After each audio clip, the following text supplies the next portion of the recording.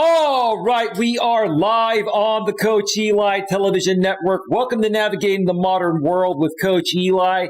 Glad you could all join me here tonight on this beautiful, amazing Monday evening.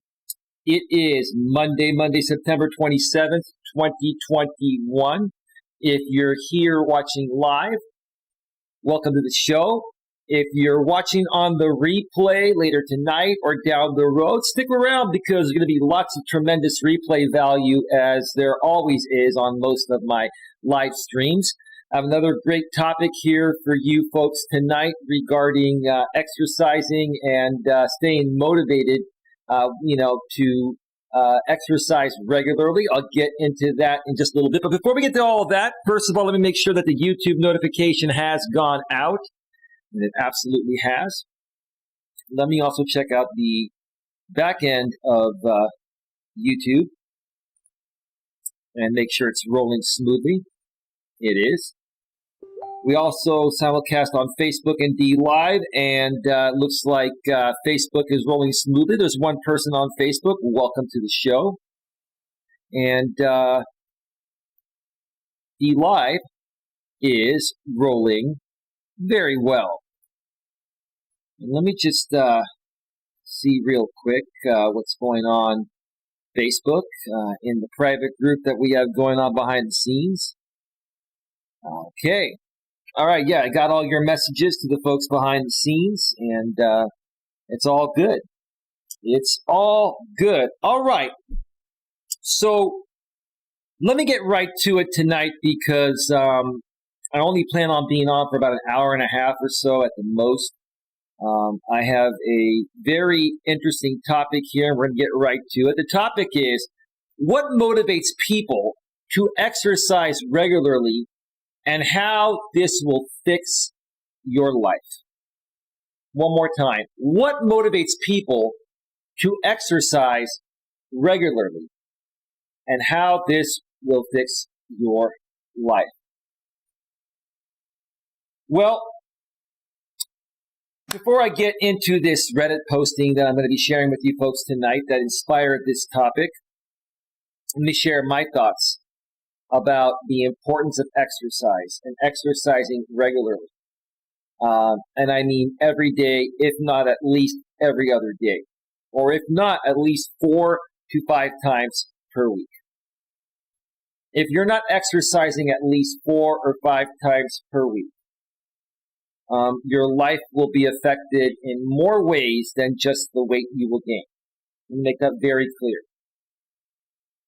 Exercise is great to keep you healthy and fit, right? But exercise also provides some other benefits that people don't realize when it comes to mental health. So for me, one of the main reasons why I exercise is because it makes me feel good. When you exercise and you get out there, you walk, you hike, you run, you kick into those endorphins. Those endorphins start to kick in, which is what I'm trying to say. I said it backwards. My apologies. And endorphins are known as the feel-good hormone. And for those of you that live a sedentary life, let's say you work from home or you have a day job where you sit at a desk all day, and then let's say you come home afterwards, or if you work from home, once you're done, you just go from your home office to your kitchen, get some food, then you sit down on your couch, and you eat while you binge watch TV all night long, and you've been stuck in your place all day, right? Or you've been stuck in a building all day, right? That's eventually going to catch up to you and take a toll on you. You're going to get that claustrophobic feeling. You're going to get that feeling like you didn't really accomplish much besides, going to work, because you have to go to work, or if you're an entrepreneur, you had to do your job to make money to pay your bills. But that's not a healthy way to live life, folks. You got to get out of the place, out of your house every day, and you got to do something in addition to, working and staying at home and binge watching TV or doing something else at home every day, if not almost every day. And so what I do is I go to the park or go somewhere and I walk 3 to 4 miles every day, if not, every day, every other day at least. Typically, I'll do it at least 4 to 5 times per week, but I try to do it 6 to 7 times a week when possible. And because I primarily create my content for YouTube, I incorporate my mobile streams along with my walk. And what does that do? That allows me to engage my audience, change it up on my channel besides these in-studio streams that I do, show you some beautiful scenery from where I walk, share a great topic with you, and get great exercise and also kick in those endorphins. And the thing is, not only are my endorphins kicking in because I'm walking on those walking streams, they kick in twice as hard, which is great, because I'm also, communicating with you folks, my audience, and sharing with you topics that I'm very passionate about. So I get like a double benefit doing it that way. And if you're a content creator, on YouTube or any other platform that does live streaming and has the capabilities to go live from mobile, you should consider doing some walking streams as well, because it creates a dual purpose. You're getting your content out there, engaging your audience, and you're also getting great exercise, and those endorphins are kicking in into high gear, and it makes you feel better.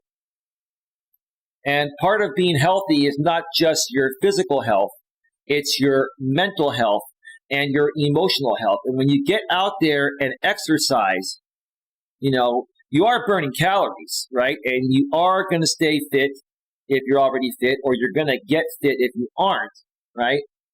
Okay.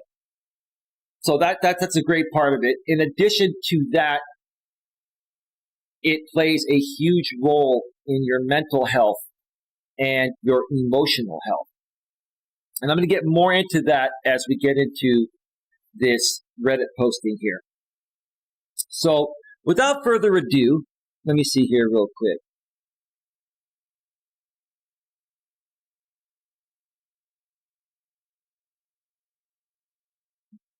All right.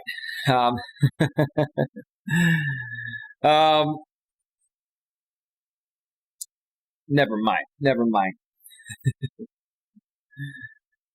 I just saw this notification pop on my phone. It's not a big deal. All right, so let's get over to the browser screen. And before I get into the Reddit posting tonight, I want to remind you folks of a brand new subreddit I created to better help both men and women with emotional support. This was more so created for men, but women are welcome as well. The reason why it was more so created for men is because men do not have much of any emotional support nowadays when they go through things. Women have tremendous amounts of emotional support. Women naturally support each other emotionally when they go through things. But like I've said in the past, what happens when men go to other men for emotional support, like their friends or their family, right? They say, come on, man up, dude. Tough it out, dude. You're a strong dude, man. Real men don't behave this way. You hear all that crap, right? But you're going through something. And just because you're a man does not mean you're not going to go through things that are emotional. And it does not mean that you don't need emotional support. Men need, if not as much emotional support as women, probably nowadays, because of the way the world's changed, more emotional support. And they're not getting it. We're not getting the emotional support that we need, guys. So that's why I created this group. As you see here, this is the Genuine Emotional Support for Men and Women group. And then it says Coach Eli, Life Coach. If you go to www.reddit.com/r/real emotional support, you'll be able to join the group. I'm going to turn off the chat here for a second so you can see We have 11 members in the group already. Created September 25th, 2021.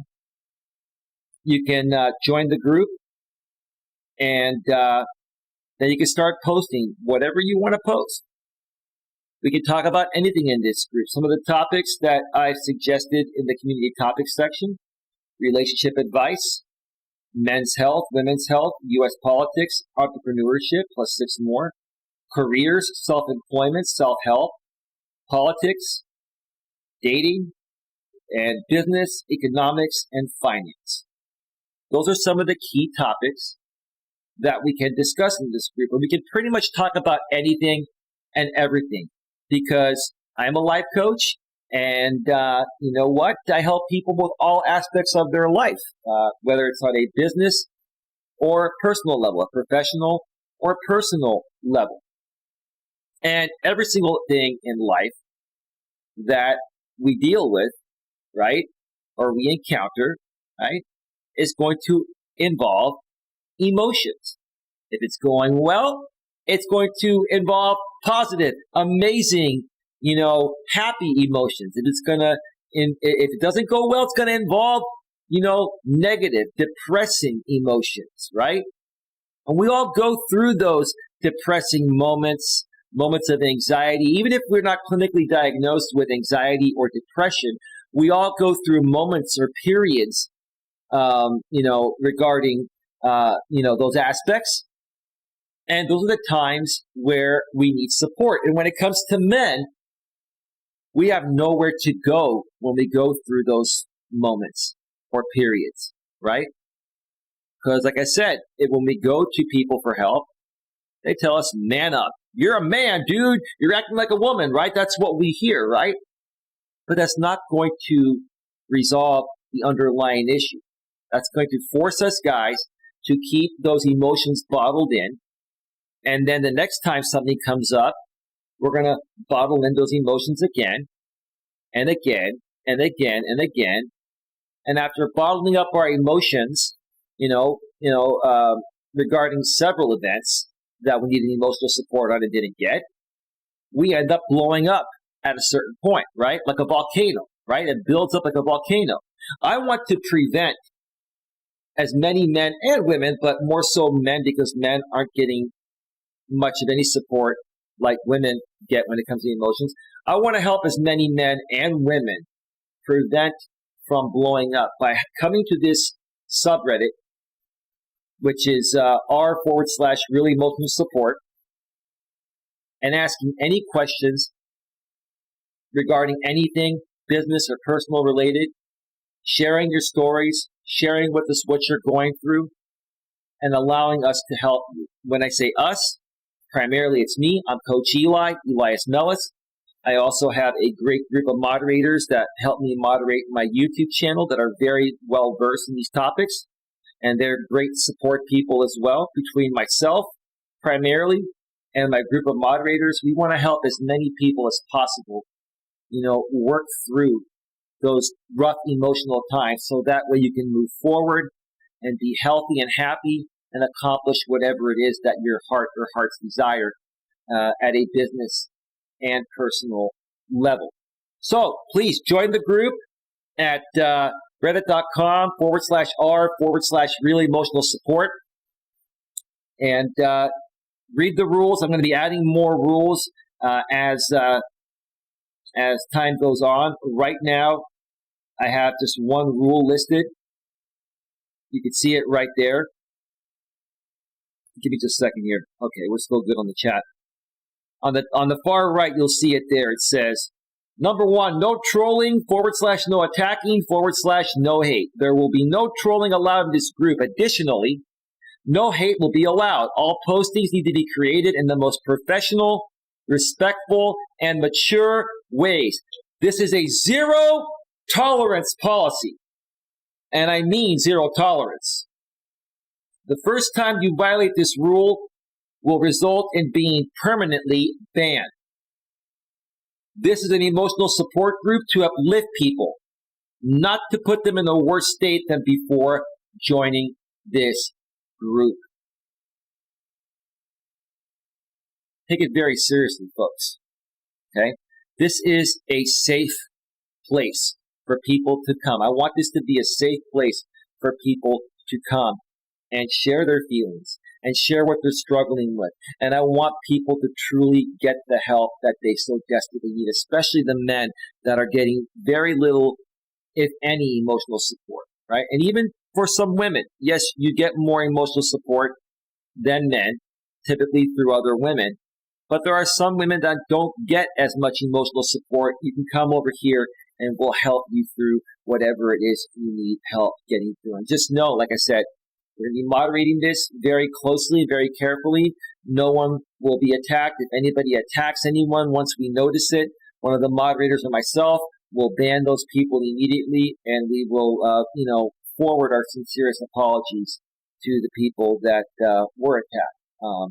I'm a person that is anti-hate, and I'm all about positivity and helping people better their lives. Get the best possible grip on their lives, so that way they can accomplish. You all can accomplish whatever it is that your hearts desire. All right, let's turn on the chat here, and let's get over to the Reddit posting regarding this topic. This is what inspired me to write this. This was posted 16 hours ago, and it already has 6.9K comments, almost 7,000 comments, 94% upvoted. Very, very, very good. And the original poster wrote, "Men who work out regularly, what motivates you?" One more time. Men who work out regularly, what motivates you? Well, I shared my thoughts during the beginning of the show. Let's see what the people said in the comments section. There's freedom in routine. Every Monday through Friday noon, I know I'm going for a walk. Every Monday, Tuesday/Thursday, Friday at around 6 p.m., I know I'll be at the gym. There's no thinking involved. It just is a thing I do. Good. That's nice. You're on a routine. That's what people need to get on, a routine. Plus, I won't lose the COVID-19 any other way. I don't know what you mean by that. If you have it, I hope you get better. But it is not motivation. It is just consistency. It is just a thing I do. Plus, if you can come up with a better way to attract women than being fit, I'd like to see it. Dude, I'm going to give you a big round of applause for that.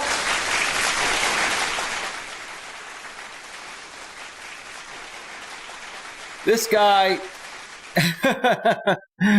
he said it perfectly.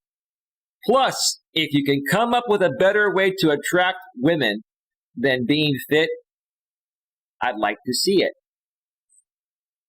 Well, let me ask you guys. Do you guys prefer to date fit women or women that are in decent shape, or do you prefer to date women that are out of shape? Most guys, they prefer to date women that are in shape and healthy, right? So don't you think it's fair for the woman to want the same thing in return? Think about it, right? Now, it's more than just looks. And exercising has more benefits than just staying fit and healthy, or, at least physically healthy. There are the emotional and mental benefits as well, too. We'll get to that in just a little bit. I believe some of the people commented on that. So this person responds to, plus, if you can come up with a better way to attract women than being fit, I'd like to see it. He's like, have you tried being rich? Come on, man. That's a stupid, childish response. Come on. Yeah, but then it's pay to play. I'd rather be beautiful and get it offered than have to pay for it. 9 more replies. Let's see if any are worthy. Okay, this guy, his name is the Rat King Zadrun. Common misunderstanding. Women can be physically attracted to a fat wallet the same way men are physically attracted to a fat ass.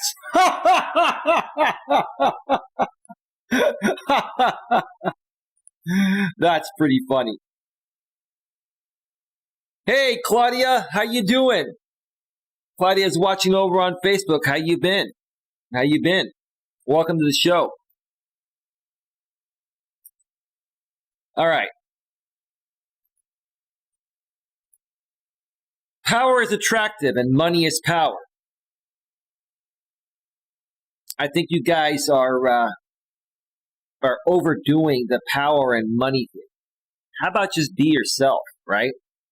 Yes, you have to make a decent amount of money. You have to be able to take care of yourself, and you don't have to be rich, but you have to be financially stable, right? Why would any woman want to be with a guy that's a broke-ass loser? A broke-ass loser can't even take care of himself. So if you can't even take care of yourself, why would any woman want to be with you, right? While yes, gold diggers exist most of the time, having women be into you for your appearance isn't much different than wealth. You guys are You guys are so angry, bitter, and jaded. It's about everything. It's about having your stuff together, right? We can also call it having your shit together, right? Part of having your shit together as a man or a woman, because women are liberated nowadays, is being healthy and fit, as fit as possible, okay? Being financially stable and independent, right? Okay? And having a great personality. Also being mentally and emotionally stable and emotionally aware and emotionally available. It's everything. It's the overall aspect of everything, not just money, right? Sure, there are some guys that, can get women, especially a lot of those older, richer guys that get young women in their 20s. But why are those women with that guy? Are they really attracted to him, or are they just with him for his money, right? And typically those guys know that it's store-bought love, and they're just having fun because, they don't have time for something real, and they have a ton of money, and they can afford to have, a young 20 or 21 or 22-year-old, play around with them for a while. But not all women and men are like that. I mean, wealthy men can easily get one-night stands with no expectations of a relationship. It's only logical there's more to it. Even men that are just average everyday men can get one-night stands, right? You don't have to be super rich to be able to get one-night stands or get into a relationship. You just have to be able to take care of yourself. Now, if you're very poor or you don't have any money at all, then how can you survive on your own anyway, right? Yep, women could hit it off with rich, powerful men without necessarily any ulterior motive to it. Well, it's not real.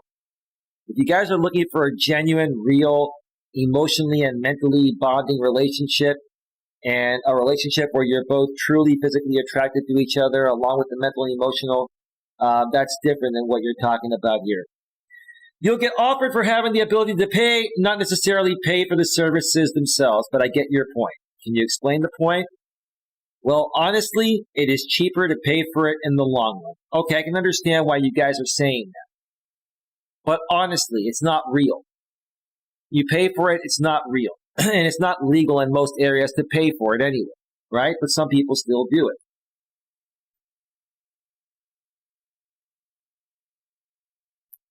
Let's see. Right. Hollow sex is stupid. That's what it is. It's hollow sex. It's not real. Wanting to bang beautiful people isn't hollow. Question mark. It is. If that's all it is, if you're looking for something more than just the sex, if you're looking for a commitment and a long-term relationship with someone to grow old with, then it's beautiful. If it's just sex, it's hollow. Right, hollow sex has its place and is not for everyone. I agree. So just for the hollow sex fetish people, hands up. Edit, I mean for those of us who are into that, not hands up if you're under arrest. That's a different fetish. Either is good. Both would be nice. All right, let's continue here. So you're that demon-fueled guy at the gym. Dude doesn't even need headphones because his rage blocks out the noise of the gym radio. All right, let's get to some real comments here because these guys, I don't even know why they let these guys post in the group. Like they go way off topic, right?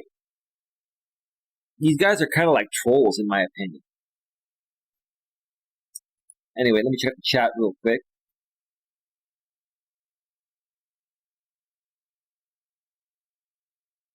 So Claudia on Facebook says, "Hi Elias, fine, thank you. Was busy and a little sick, but I am better now, and I definitely want to start working out, but I don't know where to start, especially with the pandemic. I don't feel safe in any gym." Now, if you're vaccinated, Claudia, I wouldn't worry about it. You'll be just fine. But I don't even go to the gym. I just go, I walk at the park 3 to 4 miles a day. I walk on the SF Bay Trail.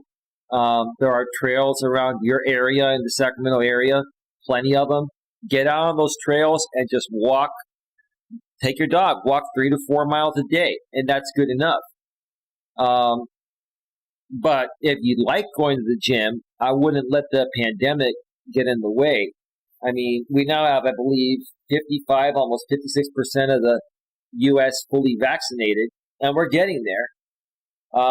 I've been fully vaccinated since earlier this year, and I've had absolutely zero issues, none at all. And, I've been around lots of people.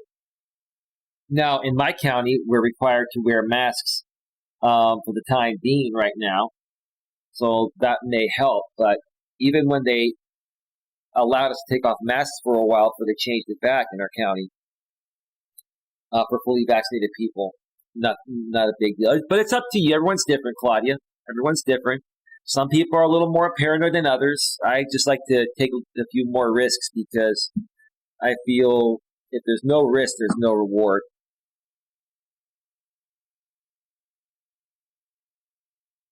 Huh. It looks like somebody just made a comment on my new forum. Oh, somebody upvoted me. Okay. Got a couple upvotes for my welcome message on my brand new subreddit. Real, genuine emotional support for men and women. And let's see, what else is Claudia right? You know what is also appealing for a woman? An interesting conversation. A man can have a super body, but if that is the only thing they can offer, then is not enough. You are right, Elias. Men have to be independent and life goals. Yeah, you're right, Claudia. And I'm glad to hear that you're doing better. I was wondering what happened to you. We haven't seen you in a while. But yeah, we'll definitely catch up soon. Let's see. Let me see. All right. This is for me, the structure routine. Working out has become the cornerstone to me trying to be healthier. That's a good way to look at it. If I work out, then it forces me to eat better, avoid the booze, and somewhat avoid the sweets. That's good. I do the same thing. Now, you can have a few sweets every now and then. You can have a social drink every now and then. And you can have a cheat meal every now and then. As long as you work out 4 to 5 days a week minimum, if you're able to at least get some exercise in every day, that's great. But at least work out 4 to 5 days a week for an hour. Walk at least 3 to 4 miles and you'll be good. You can eat almost anything for the most part and you won't gain weight. Meaning eat anything in a reasonable amount. If that even includes a sweet or a dessert every now and then or a drink or a beer. As long as you work out under moderation, having some fun food and fun drinks are okay every now and then. When I'm struggling to work out regularly, my diet goes to shit. No kidding, bro. I get it. And I get into total fuck it, let's order sushi mode, which then spirals and undoes the work I put in. Right. So once you get into that routine of working out and eating healthy, you're going to feel better, you're going to be in better shape, you're going to look better. But the moment that you break that cycle, everything else, poof, just falls down like dominoes along with it. Why? Because the main thing that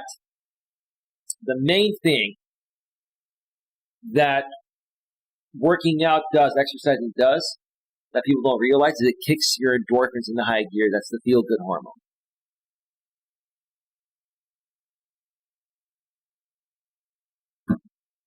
Okay. Lots of people are texting me tonight. I'm getting lots of messages from the new group and all that. My phone's just going nuts. So that's not a bad thing. Things are happening. We're starting to help more and more people. That's good. It can be cynical. Oh, sorry. It can be cyclical. I think he's calling it a cycle, right?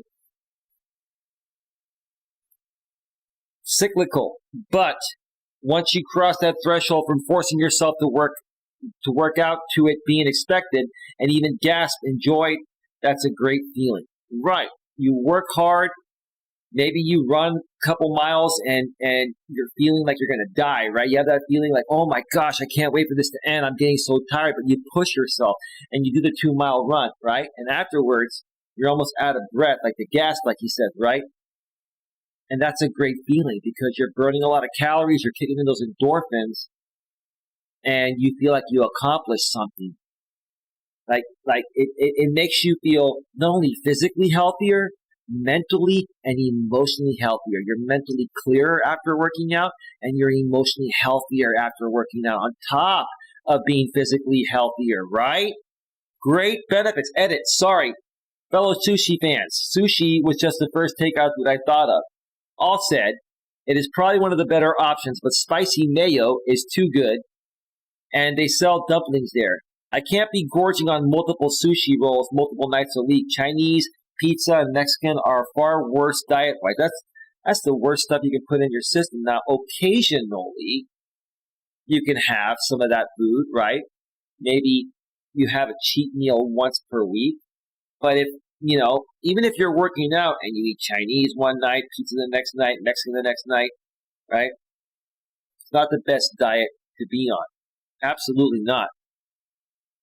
But once I get on a takeout kick, it all goes out the window. So you don't let yourself get there, right? And if you're going to order takeout, there are healthier options of takeout you can order, right?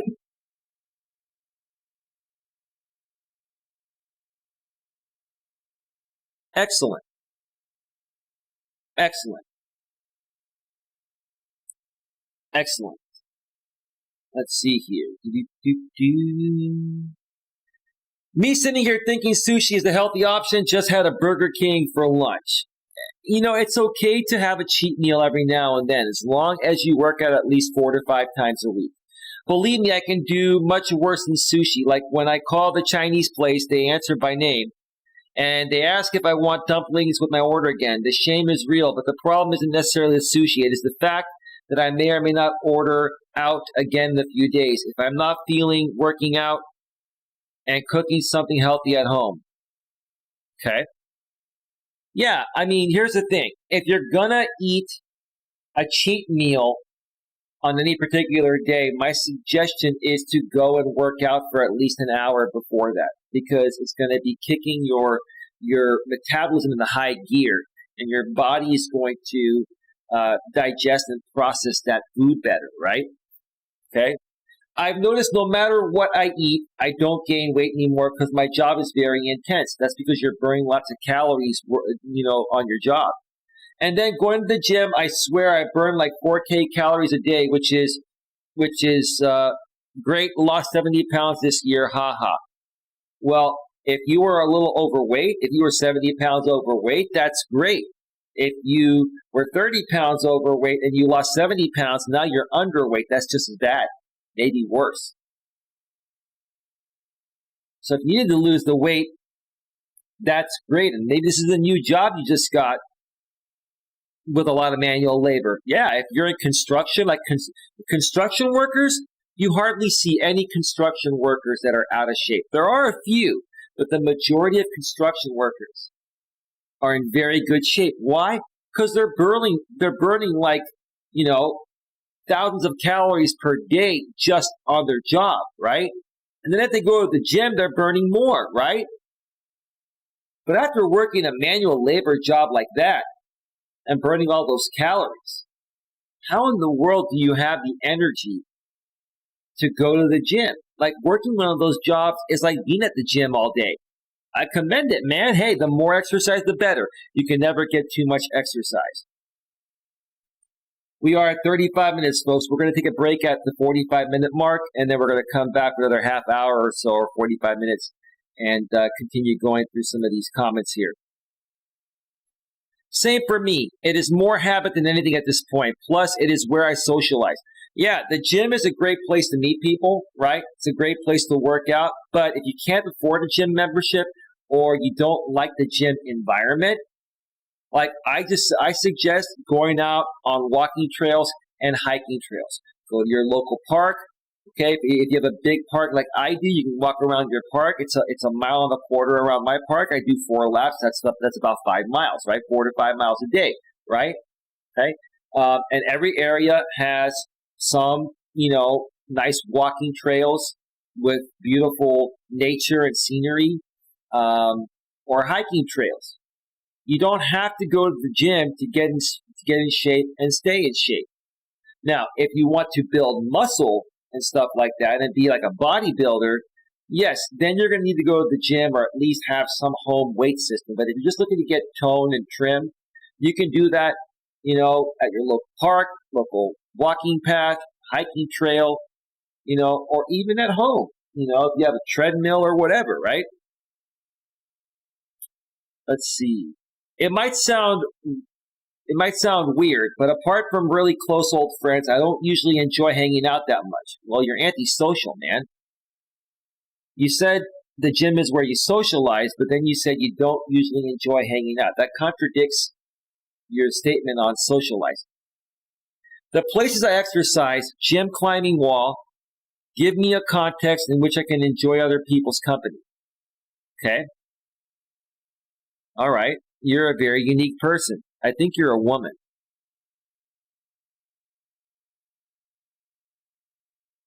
Because you're purple there. But you're probably a guy. Purple, you're probably from the purple pill community. The places, I would read that. I have more than a few working out buddies. And most of our familiarity comes from the shared activity. I like that kind of relationship. Okay. Let's see here. Let me check out the chat real quick. Nothing happening on YouTube and nothing happening on Facebook. We're good. And same with the live. All right. Down 60 plus pounds since a breakup last year from eating better and working out 3 times a week. It started as spite. Now it's for me. Well, whenever I go through a breakup, like I gained a little bit of weight. Not in my last relationship, but my previous 2 before that. Okay? I gained 20 to 30 pounds. And I always lose it right after the relationship. And now I vowed to never gain it again. That's why in my last relationship, I didn't gain any weight. Because we would go hiking all the time, and we ate better. And I just didn't let myself get to that point. But when you go through a breakup, you typically will lose your appetite for a month or 2. I mean, you can still eat. You have to eat something or you're dead, right, after a certain amount of time, right? But typically most people, when they go through a breakup and they're emotionally hurt, right, they don't eat as much, right? So you will lose weight that way. It's not the healthiest way to do it, but it's understood when you go through a breakup that your appetite's not going to be the same, right? So between that, and then you started seeing the weight shed off, and you're like, okay, I'm beginning to like how I look and feel now because I've lost 20 or 30 pounds because my ex broke up with me, my girl broke up with me, and I was feeling crappy. So I lost my appetite. So I lost 20, 30 pounds because of that. Now I'm like, wow, if I lose another 30 pounds, I'll be at my nominal weight level, and I haven't been there since high school or whenever, right? Maybe I've never been there. Wow, let's see how far I can go. Now I'm down 60 pounds. I look better. I feel better, right? So not only are you going to look better, in better shape, you can wear better clothes and dress better. Your attitude's going to be better because you love yourself. You love more of what you see in the mirror, so you're going to love yourself more. And it's going to show, right? So when you communicate with people, especially other women, it's all going to come into play. If you're a decent-looking guy with a great personality, right, and you're a happy person, right, it's going to radiate off to the women. So good for you, man. It started as spite. Now it's for me. Good for you, bro. I'm going to give you a big round of applause for that, brother. Good for you. That is phenomenal. I really love seeing success stories. Lost 100 pounds to prove a point to an ex. Laughing my effing ass off. Dude, you know what? I'm not going to lie. I've done that before. You know, 3 exes ago. I did that because I was trying to get her back, but I really wanted to lose the weight anyway. I gained some weight, and I think that was one of the main reasons why she split up with me, because I stopped taking care of myself for a little bit. And then I got back into shape, and, I ran into her. But she was already with another guy, the guy she cheated on me with. But she did, acknowledge, oh yeah, you look really good. That's too late at that point. And you don't want to get back with somebody, if they've broken up with you, especially if they cheated on you. But hey, if it motivates you to lose 100 pounds to get healthy and fit, to prove a point to an ex in your head, you want to think that that's okay. I just wouldn't go out publicly on that, man. Do it for yourself, bro. But you lost the weight. That's great. You're much healthier. That's awesome. Is the ex trying to get back with you? Trying to. Look at these kids nowadays. They don't say, is the ex trying to? They say, tryna. Tryna equals trying, Trying to. Is the ex trying to get back with you? What's up? LOL, of course, but I dropped her dirty ass. Good for you, bro. Big round of applause for that one. So the dude loses 100 pounds, and the ex is now, oh, damn, he's hot now. Let's revisit that. I get it. Good for you, bro. Way to show her.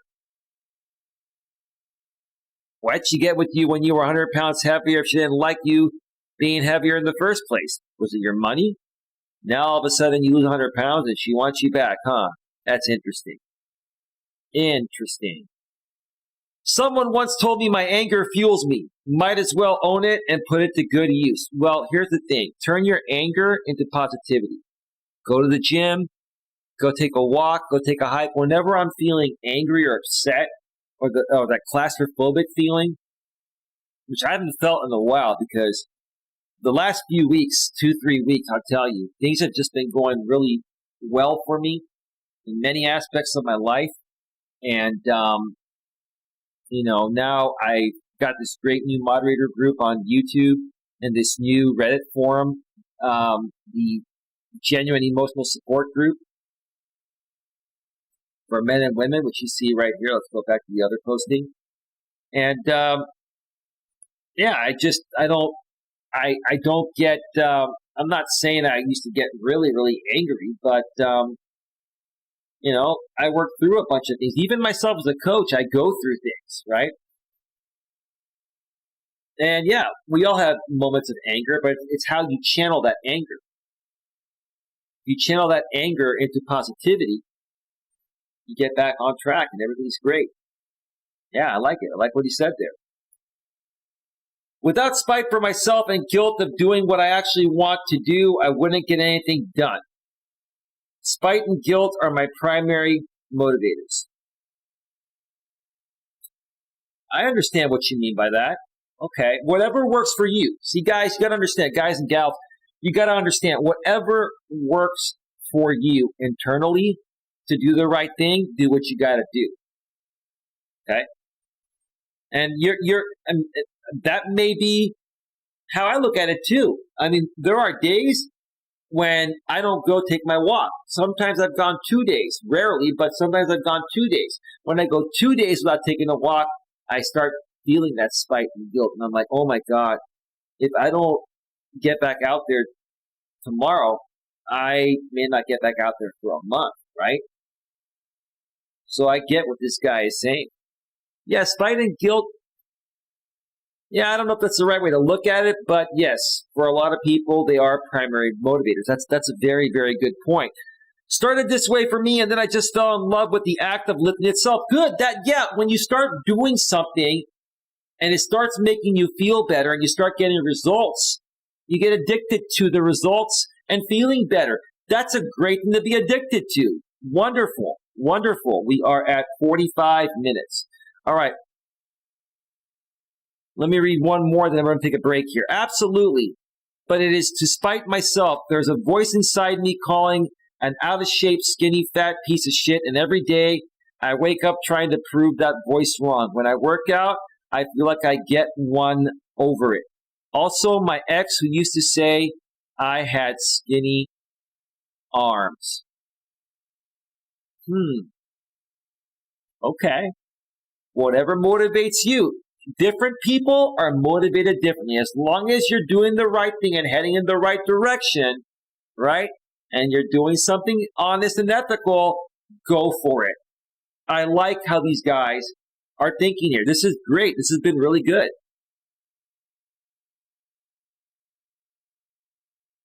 Me exactly. Well, except for the skinny, fat piece of shit part, it is more what good is being strong if you've got a body like a pile of laundry, dumbass. And that's why I swapped from powerlifting to bodybuilding. These guys have profane mouths, man, but it's funny, man. And his name is Hamburger Connoisseur. I love that, dude. I'm a big hamburger connoisseur, too. I'm a cheeseburger connoisseur. I like cheese, but I get it. Hey, before I go on break, I'm going to give you a big round of applause for that. Hamburger Connoisseur. That was great. All right, so we're going to stop right there. And when we get back, we're going to continue reading through some of the comments here. And let me just do this here. So the topic is, the original poster posted, men who work out regularly, what motivates you? We'll continue more on that after the break. So Claudia is over on Facebook, and she says, sometimes a person does not exercise because they are depressed and without energy, not motivated. Well, here's the thing, Claudia. One of the best ways to relieve depression is to get out and exercise. Get out into, the open. Go outside of your place. Take a nice walk at the park, on a hiking trail, on a walking path. Even if you're out there alone, the fact that you're just out in nature and breathing in the fresh air, right? It makes a difference. So someone that's depressed can put a big dent in that depression by just getting out of their place and going out there and just walking around. That's it. Exercise would help a lot, but the difficult part is to start. It ends up being a vicious cycle. Well, you can make it a vicious cycle of doing it regularly, right? Instead of a vicious cycle of not doing it, right? Come on, my friend. You know what I'm saying, right? I've known you for a long time, Claudia, and I know that you're motivated. And I look, we've all been through things, Claudia, including yourself and myself and other people, right? But I know, Claudia, that you're a fighter. And she's like, yes, we're going to leave that one alone. All right. Let's see here.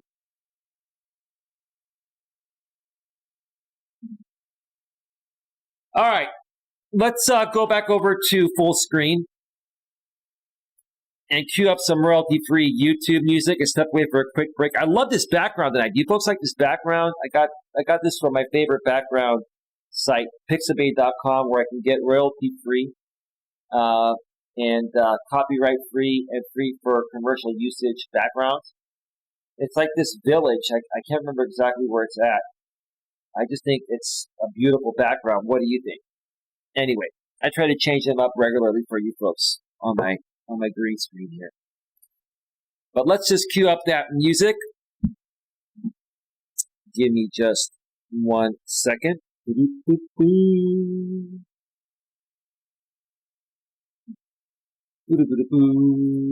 all running smoothly.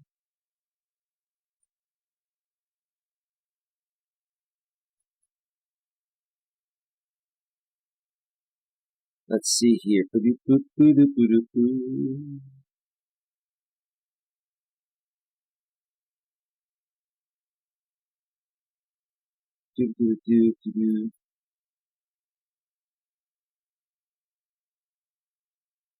Just need a couple more.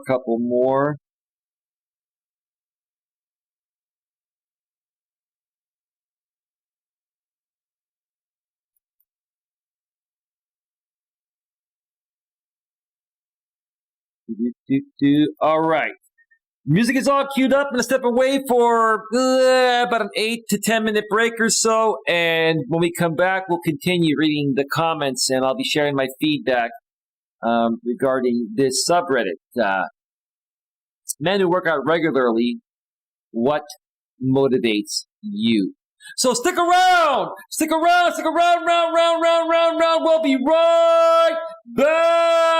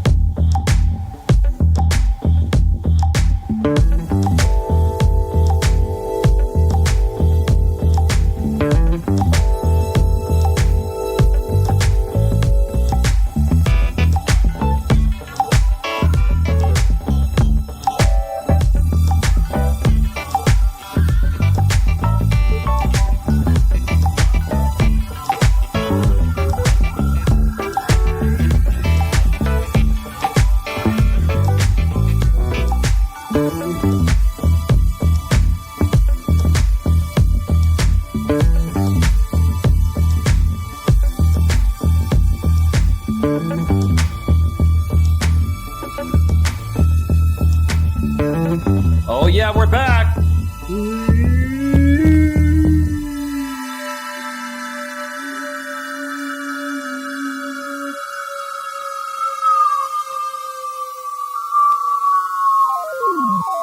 Oh yeah, baby. Oh yeah, feel it, feel it, feel it. Relax. A relaxed and peaceful state, right? Relaxed and peaceful state of mind is the best, right? Yeah. Yes. Ding, ding, ding, ding, ding, ding, ding, ding, ding, ding, ding. Yeah, baby. Yeah. Woo! We're back, we're back. We are back. Energy up, energy up, energy up. Yes. Yeah. The song is called Silent Partner. Sorry, the place inside by Silent Partner from the YouTube audio library. Yeah, let's get that straight. Let's pay notoriety the right way. All right, let's get right back to it. All right. Welcome back to Navigating the Modern World with Coach Eli, live here on the Coach Eli Television Network, primarily broadcasting live on YouTube at youtube.com/Life Coach Eli. We're also simulcasting live on Facebook and D Live. If you're on Facebook and D Live and you want more than just these live stream, in-studio live stream simulcasts, if you would like mobile live streams, they are exclusive to YouTube, and I've been doing them almost every day. So if you're not subscribed to my YouTube channel and you haven't banged the bell and selected all notifications, you're missing out. I also have tons of other pre-recorded videos from the past, and all of my latest pre-recorded videos are at the highest quality, 4K at 60 frames per second. I did one a few weeks ago. You're going to want to go to my YouTube channel and check out that video in 4K at 60 frames per second. It was a walking video. The quality is amazing. The video and audio quality. And the content is good too. Let's not forget about that. I'm also a monetized channel on YouTube, and I do have a members-only package. If you want to become a channel member and sponsor the channel, it's a minimum $4.99 per month sponsorship, $4.99. I even have a package as high as $99.99 and a few others in between. They all get you the same exact thing. It's just up to you how much you want to donate monthly to sponsor the channel. And what you'll get when you become a member, you'll get members-only videos exclusive to members on my YouTube channel. I have 21 members-only videos already and many more to come down the road. I even have 2 members-only live stream replays because I've done a couple of members-only live streams and more to come down the road. And if you want to support the channel in any other way monetarily, every little penny counts. You can send a donation via PayPal or Cash App. The PayPal and Cash App links are being shared in the YouTube chat every 7 minutes or so by Nightbot. They're also in the description section of YouTube and on Facebook. And if you're on DLive, just come on over to YouTube at youtube.com/Life Coach Eli, and you'll get all that information there. DLive does not allow you to put that information. So you have to come over to YouTube and check that out. And before we get back to it one more time, I know this has been one big pitch fest, but I really want people to connect with myself and the great people I've connected with, because we are positive, like-minded people that are truly trying to help as many people get the best possible grips on your life, so that way you can all accomplish whatever it is that your heart's desire. And we have too much hate and negativity in this world, and I'm just doing whatever I can in my neck of the woods, along with the people that I work with, to turn that around for you folks, right? You're going to want to connect with myself and my moderators on the brand new subreddit I just created. I'm going to go over to the browser screen for a second here and show you that one more time. It is the Genuine Emotional Support for Men and Women group on Reddit, and it says Coach Eli Life Coach, so that way you know it's my group. And you can access it by either going to r/real emotional support, or you can go to reddit.com/r/real emotional support. That link is that link is in the description section of YouTube, a couple lines down. I'm also going to, I've already shared it out on DLive. I'm going to share it out on Facebook right now. And I'm even going to start to add it to the Facebook live event postings after today. I just have been failing to do that.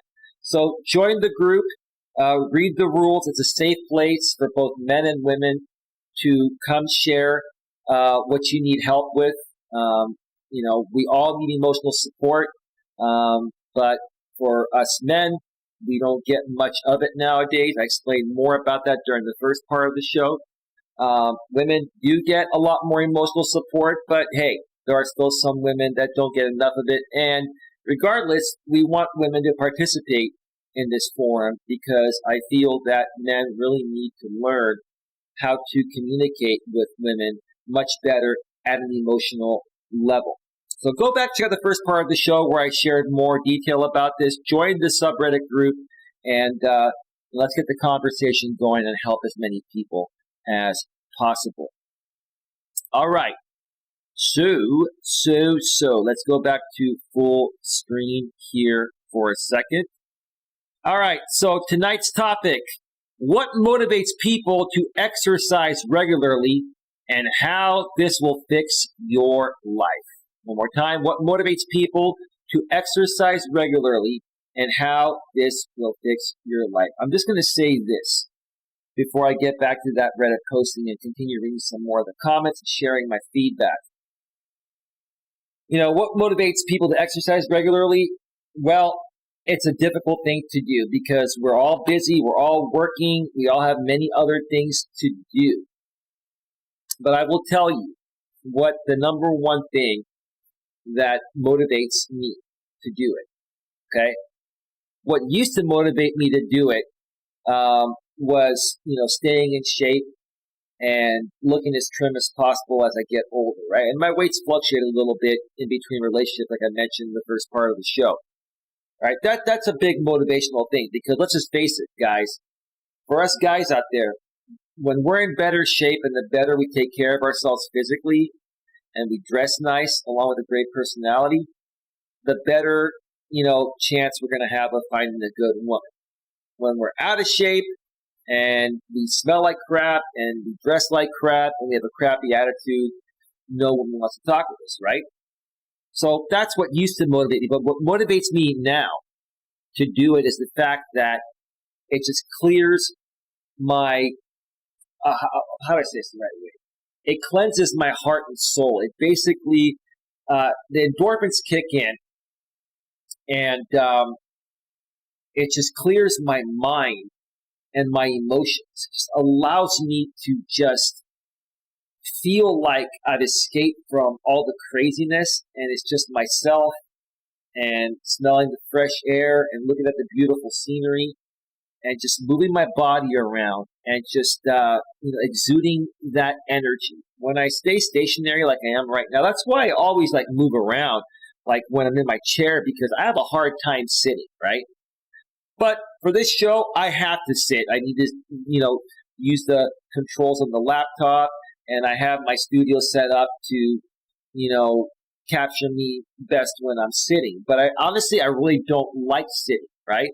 I like to move around. So when I'm able to get out in the open and walk or hike or run or jog or whatever, moving around just makes me feel good. I'm a very energetic person. I'm actually pretty high strung. And when I get out there and I can exude that energy and then come back home, I'm just so relaxed. I'm in such a relaxed and peaceful state. And that's what motivates me. And maybe if you look at it that way, it can motivate you too, on top of the health benefits of staying healthy and fit or getting into shape if you're not in shape. All right. So, let's go back to the browser source and continue for another 30 minutes or so. Maybe another 20, 25 minutes. We're at 1 hour and 10 minutes right now. Let's go back to that Reddit posting and leave off where we left off. Can't wait until all the girls who rejected me in high school see me all swole and realize what they've been missing out on. Another 12 to 18 months, and oh boy, they'll be sorry. Well, that's what I tell myself anyway. Well, if that's your motivational driving force to get into better shape, and that's what's going to get you to exercise, right? Because you want to look hot and sexy and, show those girls what they've missed out on. Well, if that works for you, that works for you. That's not really the right reason, bro. That's not a good way to look at it. But if that's what motivates you to get healthy and fit, do what you got to do. But I will tell you this, bro. Once you lose all the weight and then those girls see you, bro, I'm going to tell you right now, you may not even want anything to do with them, right? And here's the thing. Those girls, let's say you run into them and you're in great shape now and they try to hit on you and try to get with you because you lost the weight. You're going to realize how superficial that is, bro, and you're not going to want them anyway. Don't you want someone who wants you for who you are, not just because you lost weight? Now, granted, look, being healthy and fit is important, right? But if these women didn't want you when you were out of shape a little bit, and now they just want you because you're in shape, do you think that's the right reason? Did they ever take the chance or take the time to get to know who you are? Were they at least friendly with you, right? There's a difference between, a woman not being physically attracted to you because you're a little out of shape, but she's friendly with you, right? Or were these women just not even willing to be your friend and talk with you because you were out of shape? You got to look at it that way, man. And if they were friendly with you, and now you lose the weight, and now, they want to come into your life, maybe so. But if they were never friendly with you, man, even when you were out of shape, it's not worth it. Anyway, you got to do what you got to do. It's cringe, but all of us think this exact thing. Yeah, I get it. Agreed, LOL. The most fucked up part about it is that it actually works. Well, yeah. it works because you made a big change, right? And when women notice a big change for the better in a man, it is super attractive to them, right? But again, if these women, come back to you years down the road because you lost weight and you're in better shape, are they coming back to you for the right reason? And are you going to feel, that you even want to give them the time of day once you lose the weight? Once you lose the weight, your energy and your confidence is going to increase so much that they may not even be on your radar anymore. You'll see what happens, man. This happens to all of us. Exactly. When you get in your later 20s, you'll see it too. Lots of beautiful young people who gain a ton of weight because of alcohol and general laziness in working out. It happens to a lot of people. A lot of women and men will gain weight by their late 20s or early 30s, right? I see guys 10 years younger than me look 10 years older than me because they don't take care of themselves, right? I'm almost 48 years old, and I am in decent shape. I think I look decent for 47, almost 48. I feel I look a lot younger than my age. I'm not saying I look like I'm 20 or early 30s, but if I had to guess, I think I look at least 8 to 10 years younger than my age. And that makes a big difference because, I can attract women a little bit younger than me, right? I'm not saying I want to attract women extremely younger than me because they come from a different time and they're looking for different things, but that option is there because I take care of myself. Exactly. I turned 28 in a few weeks. So I'm right at that age. I've been working out regularly and eating healthy for 2 years now, and I just got a hair transplant too. Good for you, bro. I'm going to give you a big round of applause for that hair transplant.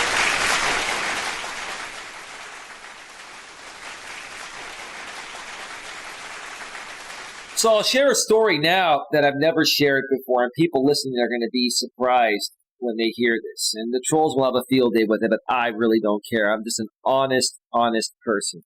But let me check out the chat here real quick. Okay, we're good. We're good, and we are good. Okay. So to share a story real quick, when I was in my late 20s, my aunt wanted to give me a gift. She's the one that pushed this because she's a cosmetologist. She's a licensed cosmetologist, been doing it for years. Okay.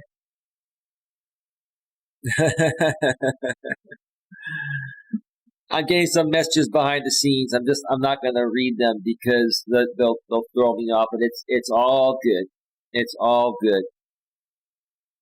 My aunt in my late 20s wanted to give me a gift.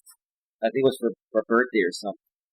She wanted to pay for me to have a hair transplant because I had thinning hair growing up, and I started shaving my head. But she's like, okay, let whatever hair you have grow back, and we'll go see the Greek doctor in San Francisco that at that time was doing hair transplants. I remember his name. His name was Dr. Panagotakos. What a Greek name. Dr. Panagotakos.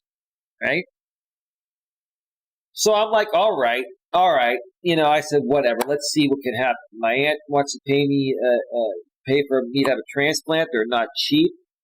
My aunt was like the female version of my father. Tough lady, but good woman and really cared. And still does. She's still around. She's in her 80s now. So my aunt and I, we drive up to the city.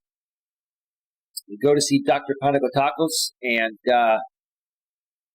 doctors nowadays, they have this machine that can, X-ray your follicles, right? And they analyze your head to see if hair can grow. And Dr. Panagotakos told me that a lot of my hair follicles had burnt out. And some of them are active, but a lot of them are not, and it would not be worth getting a hair transplant. And at that point, I was a little bummed out because I actually got excited about it after my aunt convinced me. But you know what? That was a sign from God. I'm like, you know what? I was meant to be the bald bull, right? And I said to myself, look, I've learned to live with having a shaved head. I love my shaved head. I love who I am. I can't even get a hair transplant if I wanted to. And I'm just going to live with it, right? And that's that. But why did I switch over to this screen here? I'm showing my my community again. Why did I switch over? Because I was sharing the story. But yeah, this guy said, I just got a hair transplant too. With those two combined, I honestly look better now than I ever have in my life. Well, good for you, bro. Big round of applause for that, brother. Big round of applause for that. Whatever works, man. Whatever works. Meanwhile, a lot of the hot, popular guys and girls I went to high school with have hit the wall hard. A decade of lifestyle choices is coming home to roost. Oh, how the turn tables. You meant to say how the tables turn, man. You said it backwards. Chris, how the tables turn. Come on, dude. You're saying it backwards. What are you, drunk, man? Jesus Christ. Wow.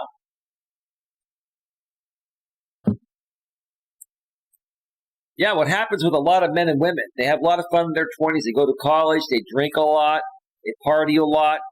A lot of men and women ride the carousel of love. Let's just call it the carousel of love to be YouTube compliant.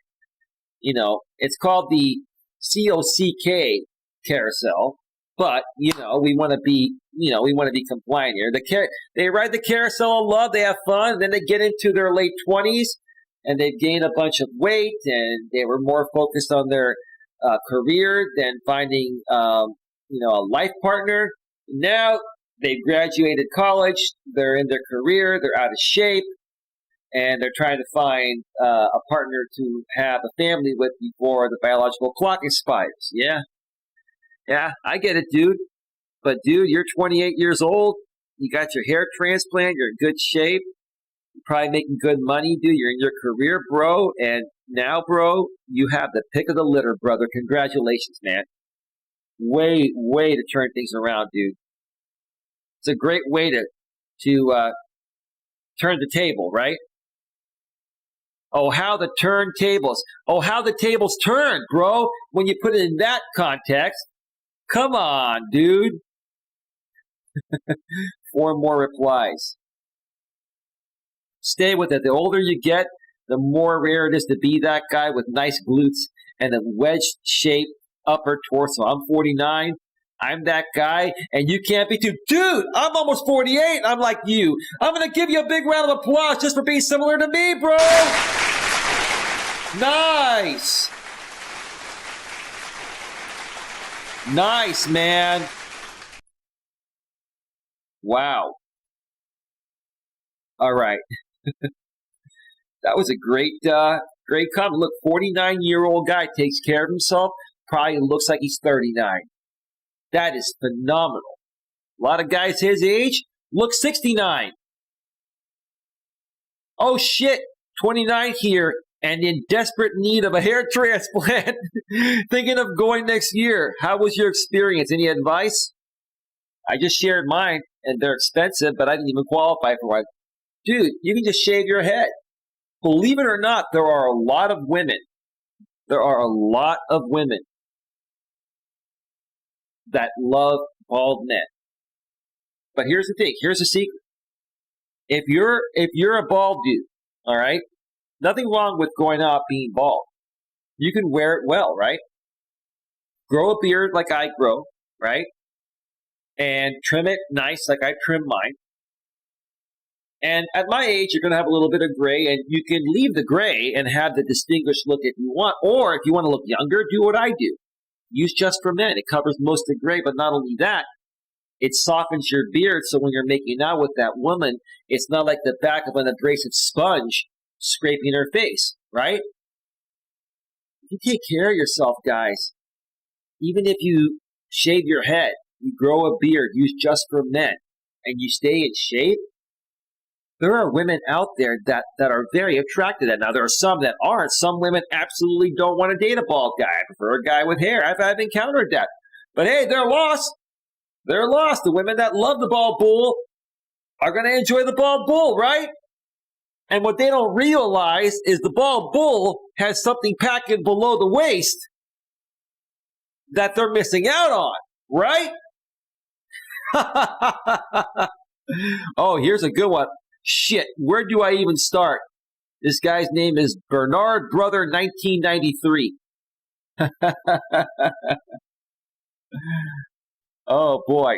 1. Hop on medication yesterday if you haven't already. Propecia most likely won't regrow what you lost, but it will at the very least slow the loss down. The sooner you start, the better chances of long-term success. Yeah, Rogaine and Propecia, they only work if you start using it before the hair loss happens, right? But hey, if you can't recover most of your hair, it doesn't look good, shave it off, bald. It's all good. Number 2, do your research and don't cheap out. Going to India and spending $2,000 all-inclusive may seem enticing, but you only have so many donor hairs to go through in a lifetime, and I didn't have enough. That's what happened to me. If you get 5,000 hairs taken out of the back of your head in an operation that fails, there may be very well not enough donor hair left to fix it in a corrective surgery, leaving you permanently fucked. Dude, you're not permanently fucked. You shave your head, and there are lots of women that are attracted to the bald bull, right? The bald bull can be hot, right? Oh, yeah. You don't have to spend $20,000, but don't spend $2,000 in India or Turkey. Don't go to those third world countries or other countries and get those cheap surgeries, right? Yeah, you're going to, some of them can be okay, but it's a crapshoot, right? I spent $8,000 including airfare and hotel in Portugal for my procedure. Not the cheapest, but not the most expensive. And most importantly, the doctor did every single hair extraction and implantation himself. In those Turkish and Indian places, you'll talk to a doctor for 5 minutes, he'll draw a line on your head, and you literally won't speak to him for the rest of the time. All of the work is done by technicians who might be very skilled, or they might have just been hired last week. In comparison, I spent 17 hours over 2 days with my surgeon in the operating room while he did everything himself. You'll get what you pay for to a certain extent. We went from working out to like hair loss. You see where these postings go? They go all over the place because these guys need help everywhere, right? Number 3, have realistic expectations. I'm only 4 months in, and while my hairline has been significantly lowered to around where it was when I was a senior in high school 10 years ago, it is not going to grow in with that same level of thickness I had when I was 18. Well, dude, you're older now. I know that and am at peace with it. With product and practice, you can give hair the illusion of thickness pretty easily. As long as my hairline is nice and low to the point where it doesn't look like I'm balding, I'm fine with it. PM, if you have any questions, I could talk about this topic all day. Well, you could also shave your head and own it and be happy with it. As long as you're happy with having the bald shaved head and you're confident about it, there are women out there that love it. I've had many relationships with women that totally loved it, and they would rub my head for good luck. And that's just beautiful.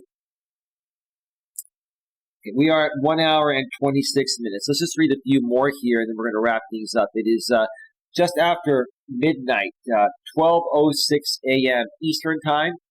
It is now Tuesday, September 28th on the East Coast. It's still Wednesday here on the West Coast, in the San Francisco Bay Area, Northern California. It's 9:06 p.m. Pacific Daylight Time. This person says, I'm fat out of spite. No, you're fat because you're letting your emotions get the best of you. And rather than channeling that negative energy going through a breakup or whatever, caused you emotional grief to gain the weight, right? Instead of taking walks, working out, and eating better, you're just sitting on your ass on your couch after you get off of work and just eating crappy food. I'm fat out of spite. That's a shitty attitude. You got to get rid of that shit attitude. Sounds like my ex Ruth. Boy, was she spiteful. I'm fat out of spite. This guy's responding to that. I'm so lost without you. I know you were right, believing for so long. These guys are funny.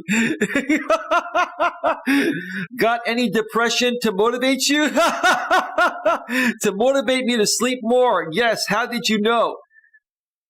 You know what? Starting this Reddit group was one of the best things I've ever done. We're going to have so much fun, and we're going to help so many people. We're going to motivate so many people to break through depression, anxiety, and what do you call it? We're going to give people the emotional support that they need, whether you're a man or a woman. Wow. That's so awesome. Let's see.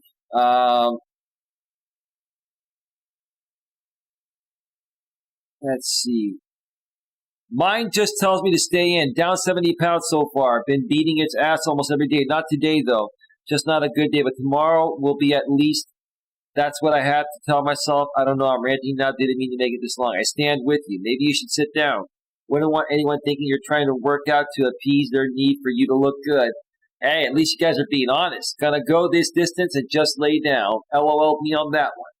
Good idea to harm yourself to spite others. That's a sarcastic line. You don't mean that. Good luck with that. See, these guys are what I really love about these guys in this Ask Men subreddit. This is from the subreddit Ask Men. I think I forgot to mention that at the beginning, right? These guys are just having fun with it, right? They've been through stuff. They're all sharing their feedback of what they're going through, and they're all learning how to better themselves. I really, really admire this. This is great. Me too, was looking for a like-minded person. Yeah, but you're too small, Rudy. 2 more replies. Upvote for the reference, just so you know, someone out there got it. The kindness you have shown on this day shall be carried within my heart and nourish my soul for the rest of my days. The raw honesty here is dope. I agree. 1 more reply. Yeah, honesty is tight. I like it too. I only really got into working out during lockdown when I realized that if I don't move my body, my brain don't work good. It should be doesn't work good, but who's counting grammar and spelling right now? Maybe I am. I'm the grammar and spelling Nazi. There we go. You know what? That's exactly what I was saying at the beginning of this show during my monologue. I only really got into working out during lockdown when I realized that if I don't move my body, my brain, it should be doesn't, not don't work good. When you move around, you kick in those endorphins, and it eases your mind, it eases your emotions, it eases the tension, and you can think a lot more clearly. Good for you, dude. I'm going to give you a big round of applause for stating that and realizing that. Yes. All right, folks, get your questions, comments, and concerns in. We're going to be going off the air in about, I'd say about 9 minutes. We're going to wrap this up at about 1 hour and 40 minutes. We're at 1 hour and 31 minutes right now. I've really enjoyed this show tonight. Seriously, you can be mentally fucked after a day of work, push yourself to work out, and then you physically feel tired, but your brain is happier and calmer. Yeah, exactly. Exactly. These guys get it, right? Because they've gone out there and they've pushed themselves to do a walk or a hike or go to the gym or take a jog, right? And they really felt crappy initially, right? And pushing themselves and getting out there, when they first got out there,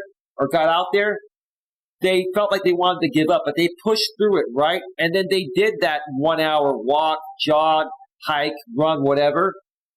And now they're a little out of breath, but they're feeling more relaxed because they let all that negative energy out. They let the endorphins kick in, the feel-good hormone, right?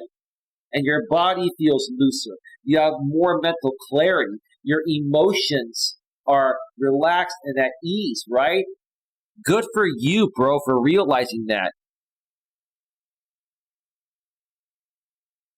Yep, usually helps with the brain fog I have after a day of working at the computer. Feel more relaxed too in the evening. Right, like for me, because I do the coaching thing, and I do a lot of YouTube videos, right, from the studio. That's why I like getting out and doing the walking with purpose streams, because that's my time to get out, get my exercise, and let those endorphins kick in. If I miss a day like that, it makes a big difference. I have a more difficult time sleeping when I don't do my walk than when I do it.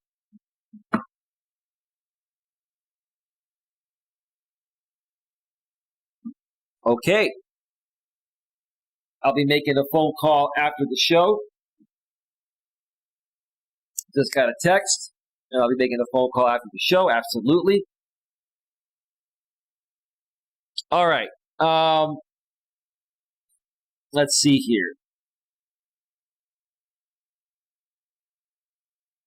Conversely, working out on the morning before work can give your entire day a hell of a boost. True.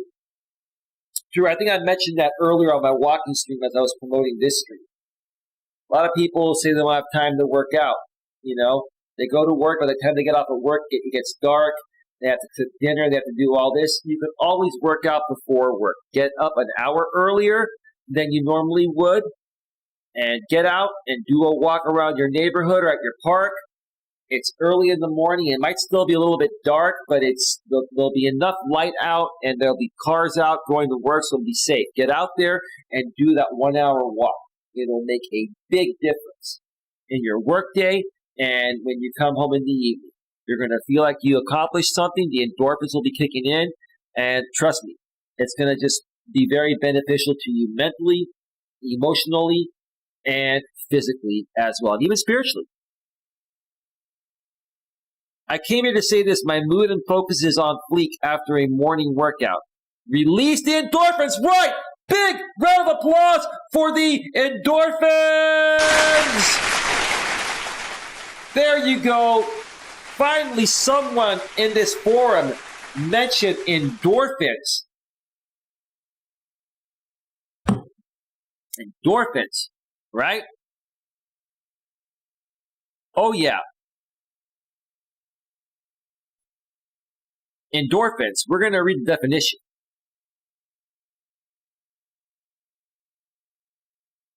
Endorphins definition. Google, how do you pronounce it? Endorphin. Endorphin. Endorphin. Okay. Any of a group of hormones secreted within the brain and nervous system and having a number of psychological functions. They are peptides which activate the body's opiate receptors, causing an analgesic effect. Okay. Well, that's like doctor speak. How about plain English? Endorphins act as an analgesics. I can't even pronounce that fancy doctor word, which means they diminish the perception of pain. Right. So if you have an emotional pain, right, going through a breakup or something, when the endorphins kick in on a walk, they help suppress that pain naturally. It's better than any alcohol. And alcohol is not good for you if you drink too much of it to numb pain. The endorphins, it's like natural alcohol without the alcohol. Put it to you that way. They also act as sedatives. They are manufactured in your brain, spinal cord, and many other parts of your body, and are released in response to brain chemicals called neurotransmitters. Yeah, it's basically the best way to put it is it's the feel-good hormone.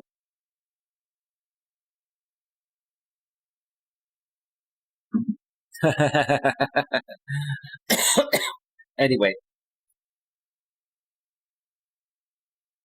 Claudia on Facebook says, yes, bold guys. I think you meant to say bald, not bold, but that's okay. We're not counting spelling, Claudia. It's all good. Yes, bald guys can be attractive. What looks horrible is half bald like a monk. Right.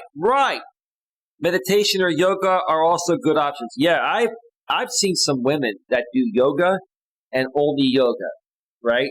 They'll occasionally walk, but women that do yoga and eat right have really tight, sexy bodies in their 40s. It's amazing. You're right, Claudia. Meditation and yoga, especially if you actually do meditation and yoga, oh, that's beautiful, beautiful. I got to get into that. All right. All right, we're at 1 hour and 38 minutes. I need to wrap this up. Another few more minutes here. This is just really good. What's the reply to that endorphin person? Fleek, what kind of drug is that? 7 more replies. Totally agree. I find that I become extremely productive, efficient, and fast, although I get unbearably sleepy sometimes after the first few hours of work. Been trying to figure out how to prevent it without the use of caffeine. Well, that's because you didn't get enough sleep the night before. You didn't get good quality sleep. It's not even about how much sleep you get. It's about the quality of sleep. But you need to get at least 5 to 6 hours of quality sleep a night to not feel sleepy without caffeine. Preferably 7 to 8 hours of good quality sleep with a good pillow and a good bed, right? So the fact that you're getting up to work out, okay, and doing all that, it is gonna make you feel a little tired, but it shouldn't make you feel sleepy tired. It will make your muscles tired, and then they'll end up relaxing. But quite honestly, here's the thing with me. Like, even if I get 8 hours of good quality sleep and I'm wide awake, I need coffee to get rid of that groggy feeling. A little caffeine is not bad for you. Caffeine actually has some health benefits. Like the caffeine has health benefits. Just look it up online, and maybe I'll do an entire stream on that down the road. Maybe I'll see what the Reddit people are saying about that. Maybe I'll do it tomorrow. Got so many topics to discuss here. Let's see. Been trying to figure out how to prevent it without the use of caffeine. Just drink your coffee. It's not a bad thing. And get a little more sleep and better quality sleep. I have the same problem. I think my body just decided that a couple of hours after a workout, it's time to shut down and recover. Well, you need to recover. But you don't have to work out hard before work. Go and take a walk around your neighborhood for an hour or at the park. And that way, I mean, look, you don't want to go and lift hardcore before work. Just get some kind of moving exercise in. If you're going to lift, you're going to want to probably do that after work, because then you'll have more time to recover before you go to work the next day. So I'd say lifting after work. I'd say cardio before work. Let's see here. So I like to have my day's workout of the way first and be on the couch and ready for bed when that hits. Okay, you got your routine down. Yeah, I have a problem when I exercise too close to my sleep time too. Yeah, I don't typically exercise, right around my sleep time. I typically will exercise about 3 to 4 hours before sleep time. You want to have at least 3 to 4, maybe 5 hours minimum in between the time you finish working out and being asleep, because your body's going to be recovering and you're going to be all amped up and endorphins will be kicking in. So I get it. You'll get used to it. You'll figure out your schedule. You'll figure out what works best for your body when you keep doing it. So yeah, I have a problem when I exercise too close to my sleep time too. My body feels hot and it becomes uncomfortable to sleep. And I also don't feel sleepy enough to fall asleep properly. Well, yeah. You'll figure out what works best for you. Okay? Start doing it and then make little tweaks and see how your body reacts. And then you'll figure out a schedule that works best for you and your body. That's how you do it. But I like the fact that you guys are sharing this information because people are learning from it. A workout followed by a cold shower, then a light meal right before bed, and I sleep like a baby. Well, dude, that's beautiful. Hey, big round of applause. That's great. Simple, sweet, and to the point. Yeah. Wonderful.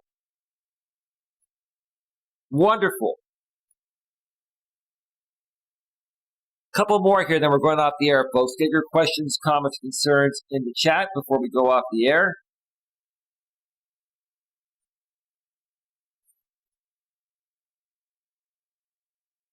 Thank you for liking the video, Claudia.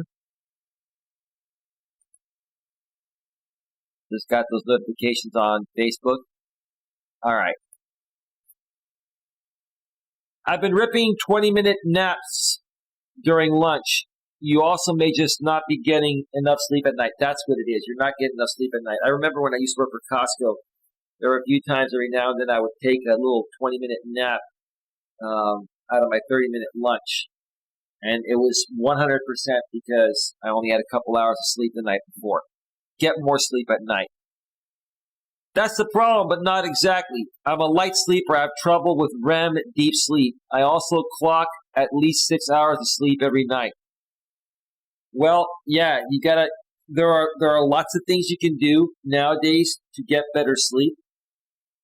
I was thinking of trying something. I mean, I don't really have a problem sleeping that much, but I do need to get more sleep. One of the things you can try is NyQuil. The Vicks company that makes NyQuil and DayQuil. They make something called Sleep Aid, right? I think that's what it's called. Give me a second here. Sleep Aid. It's called ZQuil. Sorry, it's called ZQuil. ZZZQUIL. And it's a non-habit forming version of NyQuil and DayQuil without the ingredients for the common cold and stuff like that, right? A lot of people were using NyQuil to go to sleep even when they weren't sick because it does knock you out. Like, I'll tell you, when I'm not feeling great, like if I have the common cold, my nose is stuffy, etc., one shot of NyQuil, and let me tell you, 20, 30 minutes later, I'm sleeping like a baby. It's the best sleep I've ever had, right? So people were forming a habit of that. So Vicks came out with a product, ZQuil. I'm like, great idea. You make something for the actual issue. It helps people fall asleep, right? But it's a non-habit forming version with different ingredients that are more healthy for the situation, right? You don't want to be taking NyQuil every night when you're not sick for the rest of your life to sleep. It's going to affect your system at some point. So anyway, so that may be something you may want to try. And there are other sleeping aid products you can take if you're really suffering from getting deep sleep or REM sleep, like they call it. I totally understand. When I work out early morning, I feel like death mixed with high amounts of caffeine and heart palpitations. LOL. Too much of a shock to my system has to be in the early evening for me. Well, yeah, if that's how your body reacts during that time of the day, I mean, maybe you might want to get checked out by your doctor, man. Maybe there's just something off. I mean, you shouldn't really feel a difference between the morning and the night, for working out. But maybe it's because you didn't get enough sleep. When you don't have enough sleep, working out is not easy to do. You guys are just not getting enough sleep. I find I get tired after lunch if I lift in the morning. A light jog is good, but heavy workouts are better right after work for me. Okay, yeah, that's probably a good idea. In the morning, yeah, you want to do a light jog, a walk. You can walk 2 to 3 miles in an hour typically, right? And you don't have to overdo it, right? And it'll kick in those endorphins, and you'll burn about 300-400 calories, and it's going to jumpstart you, right? And then do the more strenuous stuff after work, right? So you can make it through work. Started riding bike to work and just starting the day with a little moderate exercise to get the blood flowing makes a huge difference. That's a good thing. And don't use one of those e-bikes where they're motorized, right? You're probably riding a bike that you pedal. Like I see these people, more so guys do this, and they're like out of shape guys too, right? These guys are riding those e-bikes, right? And why? What is the point of riding your bike? If you're not gonna, propel the bike with your feet and your body, right? You're gonna use the motor, right? Might as well just buy a motorcycle, right? I'm sold. This is why I run for 20 to 30 minutes in the morning and then have 45-minute workout later in the day, most days. That's a good way to look at it. How many times a day do you shower then? I find that my skin dries out from showering more than once a day. It's an extra hurdle to work out off. And this is what you guys need to do. I'm going to wrap this up. The reason why you guys have dry skin and you have pimples and all that is because you're not moisturizing your skin, right? And when I use the word moisturize or moisturizer, it sounds kind of feminine, right? Because women moisturize, right? But the truth of the matter is, whether you're a man or a woman, if you don't moisturize and have the right shampoo that can moisturize your skin like I do with this aloe vera version of Irish Spring that I use, okay? Then you're gonna have dry skin. You're not gonna be, you're gonna look a lot older. You're gonna feel icky. Give me a second. Hang on a second.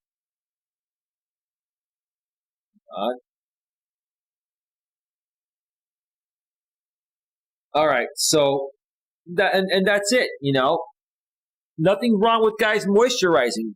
Why do I? I'm not trying to say I'm all that. I'm using myself as an example. Why do I look so good for my age? Because I have great soap. It's soap for men, but it has moisturizer in it, right? And I shave often, right? And when I shave, I use shampoo on my face. I have a very nice shampoo, a very high quality shampoo, Pantene Pro V Expert. Like, it's gentle on my face, and it actually removes all the oils from my face. That's all you got to do, guys, is use the right product. You guys are probably buying some cheap ass bar soap, and you're not moisturizing yourselves. That's what it is. Let me see here real quick. I have oily skin, and I also live in a humid climate, so this isn't really an issue for me. Well, oily skin is going to give you pimples, and it's very unattractive to women. I had oily skin my first couple of years of high school, and then I started shaving and using better products, and my oil went away, and once the oily skin went away, guess where the pimples went? They went away, right? This guy says, I am Caucasian. Well, I'm Caucasian too, bro. That's great. Nice comment. We're all different, right, brother? This guy says, King Jelly Bean, B3AN. Just use lotion, I guess. Well, yeah. Well, moisturizer. Use a moisturizing body soap, and on your face, use a good quality shampoo. You guys don't buy the cheap ass shit, right? Get good stuff. Get good stuff. Perhaps drink more water or install a shower water filter. Have a good day. That does help. You want to have good water. Bad water can affect you, but it's more so moisturizing. That's what it is. To the person behind the scenes, how important is moisturizing? You tell me. You used to be a nurse. How important is moisturizing? We're about to go off the air. How do you have time to do all that? Doesn't like it in the way. It seems like a lot of time is taken up by working out that much. When you really want to accomplish something, you find the time. Trust me. You have to lose an hour of sleep to get it done. You'll do it. So what I tell people as a coach,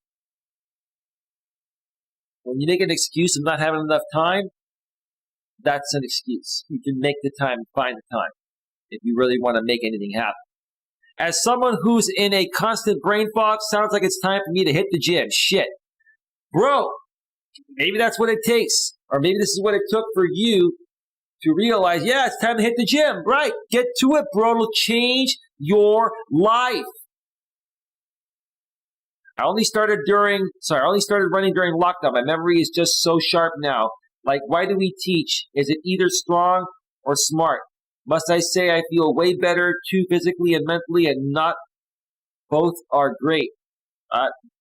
I don't know, dude, how you kind of said that in a weird way, but I think you were saying that you feel better physically and mentally because you started running, because the endorphins started kicking in.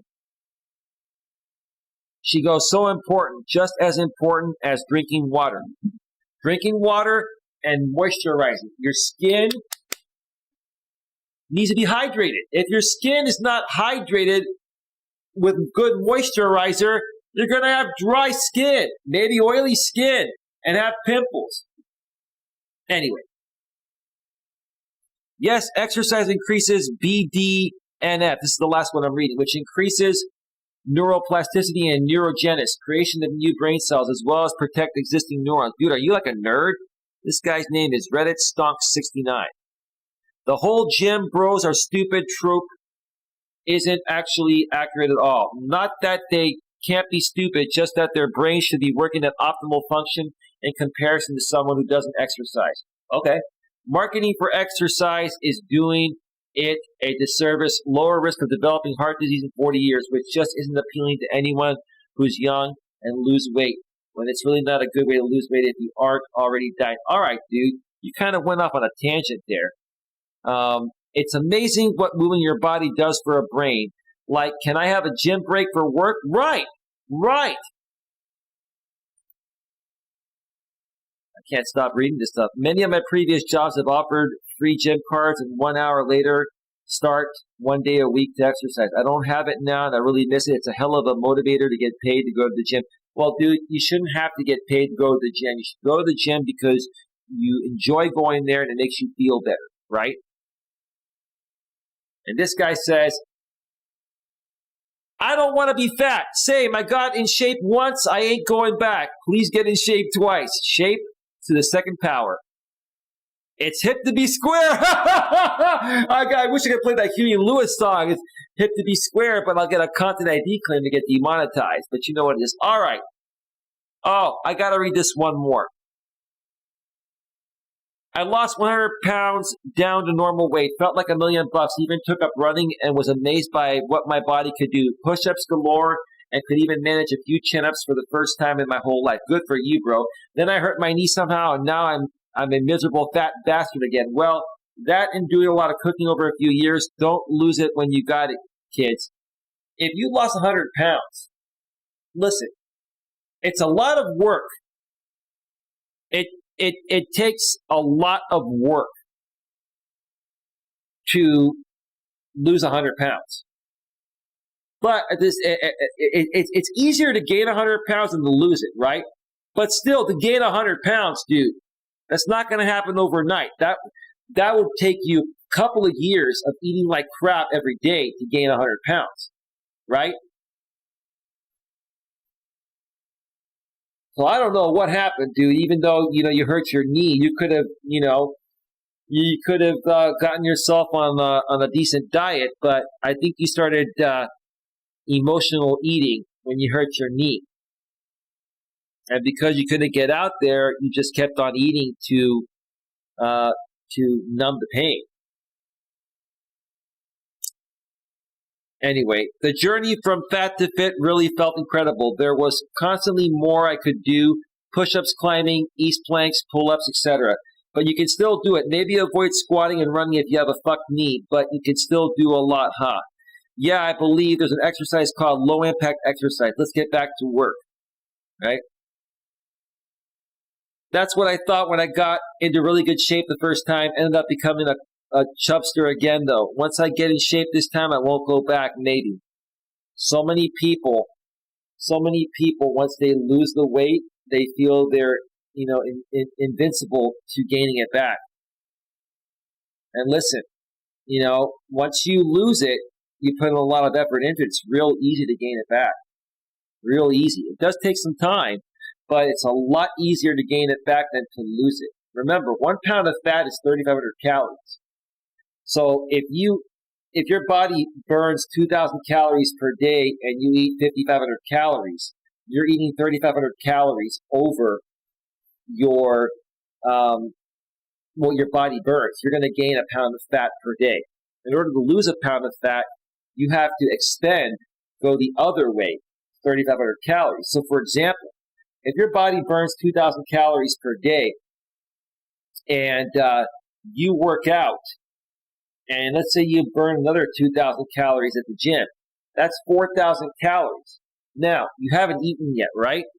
Let's say you burn 4,000 calories, based on your BMR, your basal metabolic rate, and then you burn another 2,000 working out at the gym. That's 4,000 calories, and then you eat 1,500 calories on your diet, right? 4,000 minus 1,500 is 2,500, right?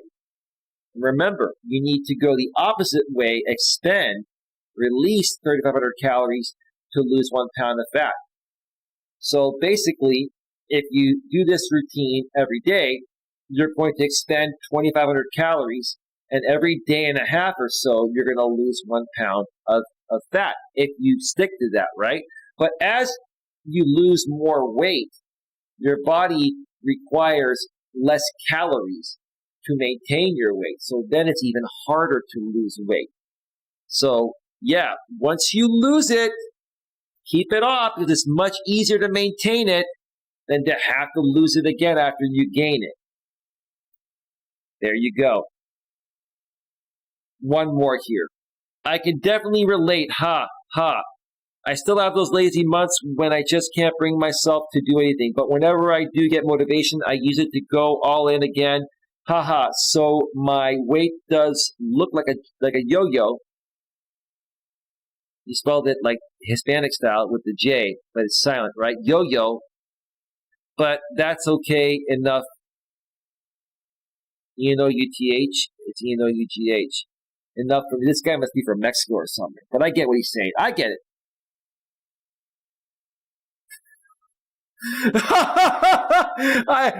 I can't read this. You guys can see it here. I don't like it when my boobies, let's just call it that, fold over and touch the top of my stomach when I'm sitting down. Yep, life seems to be so much easier not being fat. I could read this forever, folks. I had a good time doing this, but we're at 2 hours right now. I went way over, and I'm going to go back to full screen and wrap this up. Let me check out the Facebook chat one more time. Let's see. Claudia says melatonin or sleepy time tea are also helpful. Yeah, melatonin is good. Or Benadryl. Well, yeah, Benadryl when you're not feeling well, right? I get it. We all have our own regimen. Hey, Claudia, thank you so much for being here. I'll be in touch with you real soon. I've been pretty busy myself. And thank you to everyone else that was watching behind the scenes. None of my mods were here tonight, and I didn't get trolled, which is good. This is good. Things are just really, really going well. Folks, one more time before we get on out of here, I want to continue promoting this. Let me go back to the browser source real quick. Please join the Genuine Emotional Support for Men and Women group on Reddit. I started that a few days back with 11 members already. The conversation's already starting. And we really are going to help as many people as possible get the emotional support they need so that way you all can accomplish whatever it is that your hearts desire. This group's for men and women. Men, I know you guys are not getting very little, if any, emotional support at all. Women get more emotional support. But I think, having men and women in this group and helping each other out in respectful and mature ways is really going to make a big difference in the people that participate. So please join the subreddit. Real Emotional Support is the actual subreddit name, but the title is Genuine Emotional Support for Men and Women. Go to reddit.com/r/real emotional support. That's reddit.com/r/real emotional support. Or just go below in the description on YouTube. It's about a couple lines down. On Facebook, I put it in the chat, the comment section.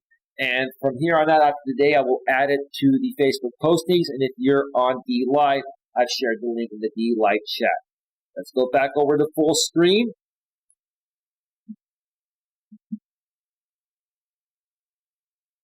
And with that being said, have yourselves a great night. I'll see you all next time, which will more than likely be tomorrow. Take care. Bye. Bye.